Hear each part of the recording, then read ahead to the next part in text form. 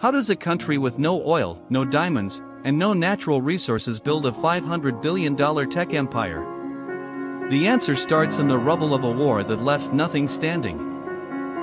When the Korean War ended in 1953, South Korea was among the poorest nations on Earth. By 1960, its GDP per capita stood at just $158, lower than Ghana at the time. There was no industry, no infrastructure, and no obvious path forward. In the 1960s, President Park Chung-hee made a decision that would define the next century. Rather than wait for foreign aid, South Korea would build industrial giants, called chaebols, and back them with government resources.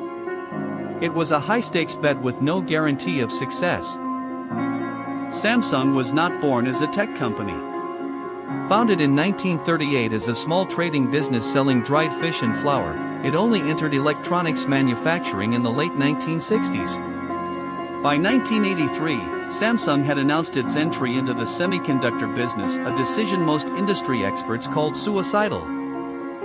While corporations gambled on chips, South Korea engineered its most powerful asset, an educated workforce. By 1995, South Korea's tertiary education enrollment rate exceeded 50%, and the country consistently ranked among the top nations in science and mathematics.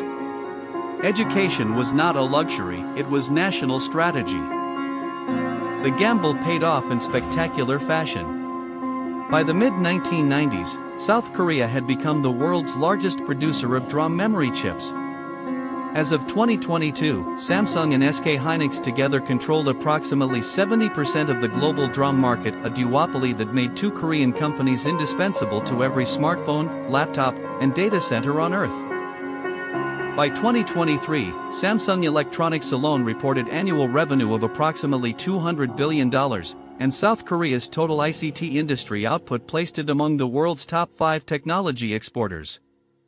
The nation that had a per capita income of $158 in 1960 now ranked in the top 30 wealthiest nations globally by GDP per capita. South Korea's transformation is the definitive proof that national wealth does not require natural resources, it requires strategy, discipline, and a long-term vision. In roughly 60 years, one peninsula rewrote the rules of what a country can become.